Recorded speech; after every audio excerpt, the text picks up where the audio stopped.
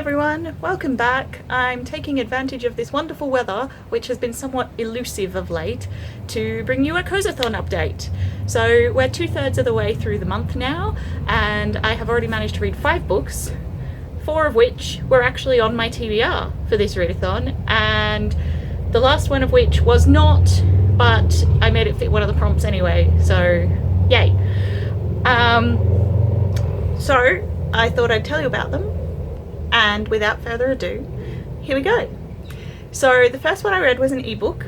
It was called 11 Pipers Piping, and it is a Regency romance by Pamela Hart, who is an Australian author. And it is about a young widow whose husband was killed in the Battle of Waterloo. He was a piper, and so her husband's old captain wants to teach her son the bagpipes so that he can be a piper like his father. And she's like, no, I don't want him to get, any ideas into his head about being a soldier. That's not going to happen. And you can guess where it goes from there. It did have the whole thing of like the guy's like, I'm going to just grab you and kiss you so that you realize that you're into me, which is not my favorite, I'll admit. But apart from that, I thought the story progressed really well. It is set over a very short period of time. It's like the month leading up to Christmas or something like that. But that was fine. So I gave this one 4 stars because there were those little niggles, but overall it was completely enjoyable. It was my first read of December, got me in the Christmas spirit, and that was basically what I was hoping it would do. So yay! The second book I read was Mrs. Claus and the Santaland Slayings by Liz Ireland. So you may remember me saying in my TBR that I would be totally okay with the turn of events if it turned out that this was like a so bad it's good, ridiculous, kind of over the top, whatever. I started reading it and I was like, wow, this is actually surprisingly good. Like, there are sentient snowmen and there are elves with names like Jingles, and there's like flying reindeer, and they literally live at the North Pole, and like the main hub is called Christmas Town. But somehow I think it just leaned into it, and it was so earnest about that I was like, yeah, this is perfectly fine. So I actually really enjoyed that. The mystery itself was a bit I didn't really feel like I had seen enough of the person who turned out to be the murderer to actually suspect them. So when it was revealed, I was like, oh, it was them. All right. But that was fine. It was really enjoyable. I read it in the course of a few days, and I'm probably not going to read the sequel, to be honest. My library doesn't have it, and I'm not interested enough to buy it. But yeah, this was way better than I was expecting. I think I gave it 3.5 stars after all. Yeah, it was good. Prompts. So this one I said was a seasonal book and a short book, I think is what I put it under in my TBR video. Well, 11 Pipers Piping became the short books, but this was still the seasonal book, so tick for those 2. The next thing I read was Doctor Who: The Wintertime Paradox by Dave Rudden. So this was my 5-star prediction, and it was my anticipated read, and it was my book with illustrations. So it did not end up being a 5-star read. I gave it 4 stars after all, and to be honest, I should have probably known that was going to happen, because with any short story collection there are usually some that I like more than others. There might be a few 5-star stories in there, but others are like 2 or 3 stars, so it sort of generally balances out to like a 3 or a 4. This made me so nostalgic. The first story in it is one about Rose and the 10th Doctor, like just after the 10th Doctor has regenerated.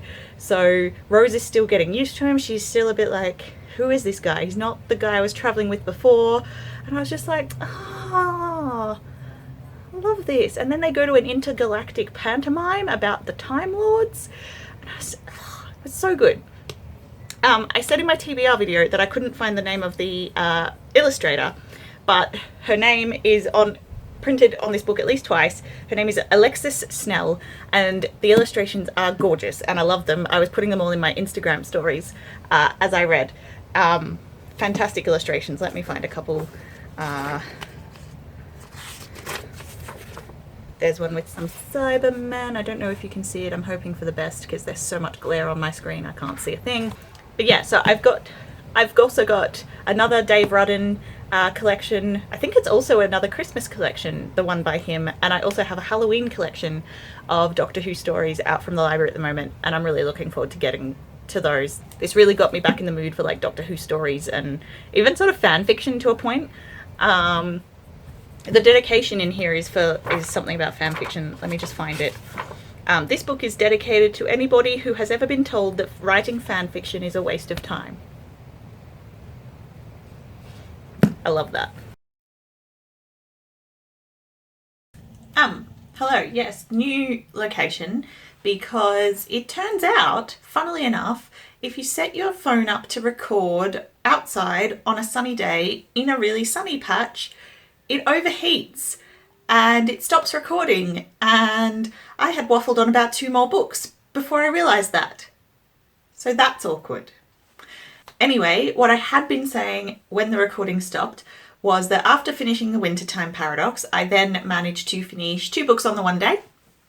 The first was The Masked City by Genevieve Cogman, which is the second book in the Invisible Library series, and I used it for the prompt to continue a series that you haven't finished yet. So I listened to the first book in November, and then I went straight on to this one. I gave the first book 4 stars. I only gave this one 3 stars. There is a lot of world building in this series that's difficult to explain quite quickly, but suffice to say, basically the library exists sort of like outside of space and time, and there are all these alternate worlds, alternate versions of Earth. Basically the one in the first book, which I think is sort of going to be like the home world, I just found it much more interesting than the world in the second book. And also the fact that I really enjoy the dynamic between the 2 main characters, Irene and her apprentice Kai. And in the second book, Kai is missing. That's the whole plot. Let's go rescue Kai. So there was none of sort of their dynamic because they were separated for most of it. So that was a bit disappointing. But I am still going to listen to the third book. I have it on hold in my library's digital lending app. I think it's going to become available around the end of this month. So yeah, hopefully book 3 will sort of be back up to where the standard of the first book, and it will be good. The narrator is really good. If you like audiobooks and you want to check out this series, I definitely recommend trying the audiobooks. They're really good. And then the second book that I finished that day was Of Curses and Kisses by Sandhya Menon. I hope I'm pronouncing that correctly. Look, this was fine.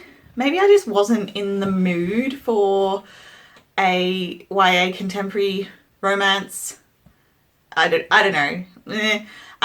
It is ostensibly a Beauty and the Beast retelling, and I understood the way the curse was sort of woven into a contemporary non-fantasy story, but I don't know, it just didn't grab me as far as retellings go. It was fine. I gave it 3 stars. I know this author is really popular, but I don't know if I'll check out her other books. I'm not going to be rushing out to read them. So those are the books that I have finished so far. I have started A Christmas Carol by Charles Dickens for the reread a favourite prompt, and I will probably finish that. I'm getting on a plane tomorrow to go and visit my parents for Christmas, and I expect I will finish that in the time because it's quite short. I'm going to take with me No Limits by Ellie Marnie, which is my TBR veteran, and I should probably actually take something else as well, because I'm away for 9 days. I will have to ponder that. I shall go and look at my TBR and decide what else I'm going to pack, and I shall see you at the end of the month. Bye!